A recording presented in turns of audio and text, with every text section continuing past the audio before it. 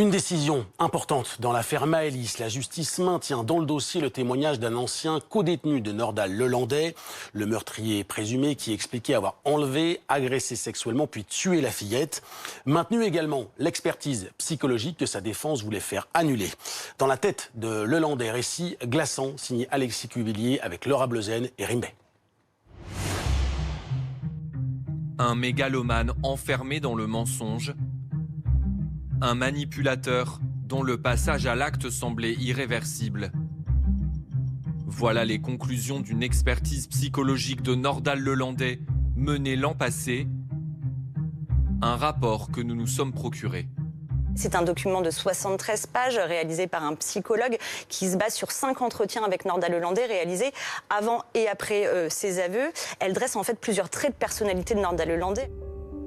Lorsqu'il rencontre l'ancien militaire, le psychologue remarque chez lui une volonté de prendre l'ascendant sur son interlocuteur. Un homme qui ne donne que ce qu'il a bien et rigoureusement contrôlé, tentant de maintenir son emprise sur l'examinateur, tout comme il a exercé une emprise et un contrôle sur chacune de ses victimes. Parmi ses victimes, la petite Maëlys, enlevée puis tuée dans la nuit du 26 au 27 août 2017. Lorsqu'il rencontre l'enfant lors d'un mariage à Pont-de-Beauvoisin, les témoins racontent qu'il l'a emmené voir ses chiens dans sa voiture. Selon l'expert, Nordal-Lelandais, passionné par ces animaux, s'identifie à eux. Il a déposé le corps de la fillette à côté de la maison de ses parents, puis, apaisé et délivré, il est retourné festoyer. Ici encore, la similitude avec le comportement d'un animal qui ramène sa proie morte au domicile de ses maîtres est sidérante. L'homme a-t-il des remords? Le psychologue en doute. Une insensibilité morale, une imperméabilité au sentiment de culpabilité, car pour cet homme, la notion même de faute paraît incompréhensible. Ce manque de remords, c'est un trait caractéristique pour tous ces profils de tueurs présumés en l'occurrence, la chosification de la victime qui est dépersonnalisée. Et les tueurs, beaucoup de tueurs choisissent des victimes faciles. Petite fille, personne âgée, quelqu'un qui ne pourra pas se défendre. Dans un entretien mené avec l'expert avant ses aveux, Nordal-Lelandais tente de se dédouaner.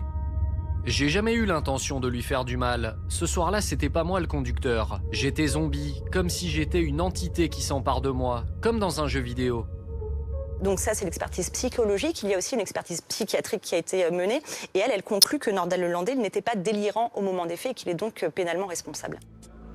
L'avocat de Nordal-Lelandais a tenté de faire annuler l'expertise psychologique du dossier. Ce jeudi, la Cour d'appel de Grenoble a accepté d'en effacer certains passages, sans remettre en cause ses conclusions. Les juges ont également refusé le retrait d'un témoignage à charge contre l'ancien maître chien, celui de son ex-codétenu, versé au dossier fin 2018. Auprès de ce voisin de cellule, Nordal-Lelandais aurait confié avoir violé Maëlys avant de la tuer, ce qu'il nie catégoriquement. Au vu d'autres éléments du dossier, les parents de la petite fille estiment que cette thèse ne peut pas être exclue.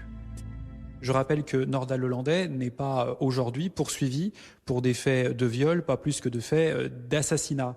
Et c'est la raison pour laquelle j'ai déposé officiellement une demande d'acte au juge d'instruction de Grenoble afin qu'ils étudient ces qualifications pénales et qu'ils envisagent des mises en examen de Nordal-Lelandais au titre de ces deux infractions.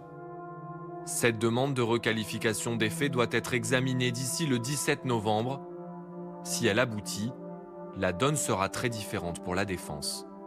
L'enjeu, c'est derrière peut-être la perpétuité réelle. Si vous voulez, Nordal-Lelandais, là aujourd'hui, il est mis en examen pour Maëlys, pour enlèvement et meurtre. Il aura peut-être une possibilité de sortie à terme, une fois qu'il sera jugé. Mais s'il était jugé pour viol et pour assassinat, là, il encourrait la peine de réclusion à perpétuité incompressible. C'est extrêmement rare. Il y a 4 ou 5 détenus qui y ont été condamnés en France, comme Michel Fourniret. Âgé aujourd'hui de 36 ans, Nordal-Lelandais est également mis en examen pour l'assassinat du caporal Arthur Noyer et pour des agressions sexuelles sur plusieurs petites filles de son entourage. Concernant l'affaire Maëlys, un procès pourrait avoir lieu d'ici la fin de l'année prochaine.